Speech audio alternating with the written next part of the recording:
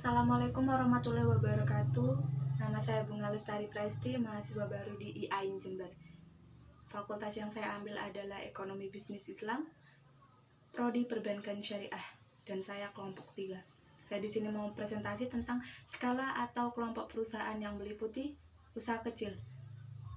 Karakteristik usaha kecil yang pertama, menurut Panji tahun 2002,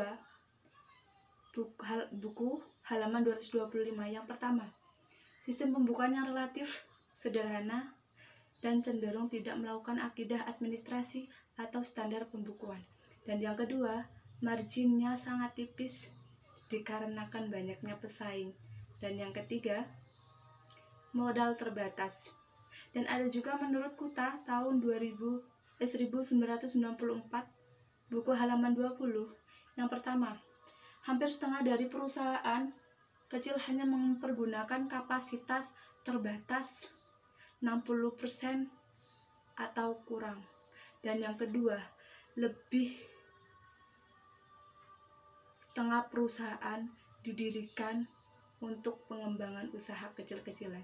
Dan yang ketiga, masalah utama yang harus dihadapi. Yang pertama adalah keuangan, dan yang kedua adalah produk, dan yang terakhir adalah masalah karyawan. Dan di sini saya juga akan menjelaskan kelebihan dan kekurangan. Saya mau menjelaskan kekurangan dulu. Yang pertama, pembagian kerja yang tidak proporsional. Banyak karyawan yang lembur dikarenakan sedikitnya karyawan dan banyaknya yang harus dikerjakan. Dan yang kedua, tidak tahu berapa kebutuhan modal kerja yang harus ada. Dan yang ketiga, banyaknya produk tetapi pembelinya hanya sedikit.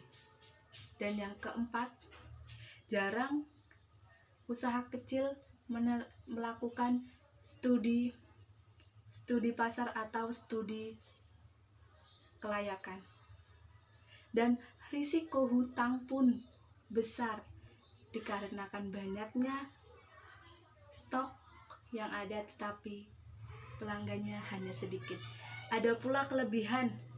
Yang pertama, pemilik merangkap menjadi manajer perusahaan, juga menjadi fungsi manajerial, yaitu meliputi finance, administrasi, dan juga marketing. Dan yang kedua, sebagian besar atau banyaknya lapangan pekerjaan yang dibuka dikarenakan banyaknya usaha kecil yang merintis.